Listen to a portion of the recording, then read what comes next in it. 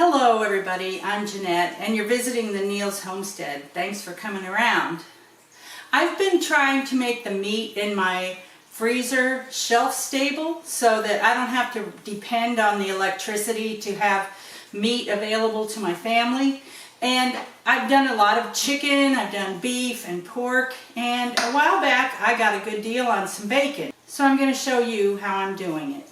At the Mennonite store that I like to go to, I got a really good deal on this bacon, and so I bought a whole case of it, which adds up to several pounds. I don't know how many, maybe like 20 pounds of bacon. So it's a pretty good deal.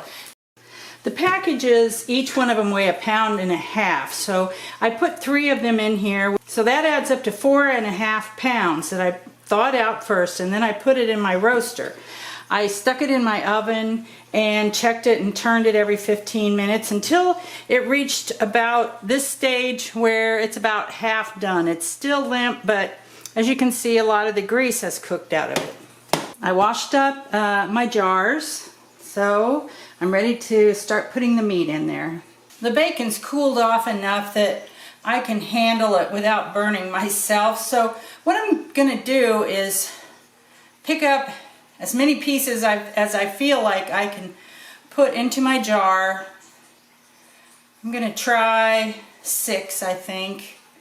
See if I can put 6 down in there. And I've got them all lined up, hanging that way. And to put them down in the jar, I'm just going to put the bottom and I'm going to fold it back and forth and push it down in. Simple as that. I mean, that's a really simple process. Now, I'm using half-pint jars because there are only 2 of us in our family, and we don't need a big amount of bacon at any certain time. But if you have a larger family, you can use pint jars. And even if you have a very large family, you could fill up a quart jar. That would have to be a choice you would make on how many pieces of bacon you need for any certain meal, or how much you want to put in each jar. For 6 pieces, it's working on this bacon anyway. It's kind of thick sliced bacon. It's working very well to put 6 pieces in half pint. Now, if you cooked your bacon too long and made it crispy, this probably wouldn't work very well. You'd have to crumble it up to put it in there. And you could certainly still can it, but you wouldn't have the same effect of having whole pieces of bacon. And then I'm going to take a small ladle and just put a ladle of the bacon grease into each one. Since I'm working with greasy stuff and that I need to get off the surface of the top, I've put hot water on my cloth to clean with, and I'm going to wipe all these jars down along the top edge, because if I don't, the lid won't stick down. And since it is quite greasy, I'm probably going to wipe them once, rinse my cloth out, and do it again. I'm making this video in the middle of the year 2020. That doesn't mean that that's when you're going to see it, but in the year 2020, because of the pandemic, I guess, and everybody wanting to do a lot of canning lids have been scarce. But my local Amish bulk food store came up with these one-piece canning lids that are high heat, which means that they work well for pressure canning. And so I bought a whole case of 1,000 of these things for this year plus the future. I hope the future. So as I wipe it off the second time, I'm going to go ahead and put a lid on it so I know which ones I've wiped off. I've got 26 jars ready to get into the canner, so let's move over there. This year I went ahead and bought myself a second All-American canner. And the only one I could come up with is the one that's called the 930. It holds 30 quarts, I think is the way it's measured. Not that it holds 30 quart jars, but if you poured liquid in here, you can pour 30 quarts of liquid in. And then it came with this divider, so I can stack the jars up in there. And that's what I'm going to do. The first thing I have to do is pour in a gallon of water, and that will make 2 inches of water in the bottom of my canner. Then I'll start adding my jars. I'm going to make one round, fill up the whole bottom with one layer. Well, I got 12 of those little jars on the bottom, and now I'm going to put this in here to separate them so they don't bounce together. I don't think anything is probably going to happen to them, but it could. I ended up with one jar more than I had room for, so I'm going to put one more layer on here with this. Actually, I think I'm going to turn this one over that way since there's only one jar in there. In my canning book, I couldn't find any time instructions for half pints, only for pints or quarts. Now on all meat, the canning time is 75 minutes for pints. And I think I could lower it, but I'm not going to. I'm just going to put it on for an hour and 15 minutes. I mean, that extra little bit is not going to cost me much, and I don't think it will make that much difference in the quality of the bacon when it's done. Don't go away, because I'm going to show it to you after I get it canned, and then I'm going to cook some of it in the skillet and see how it turns out, so that it'll be a good example for you on how it goes to canned bacon. It's all processed and it's cooled down enough that I'm going to go ahead and take the lid off. I'm letting you see while I see what's in here and how it looks.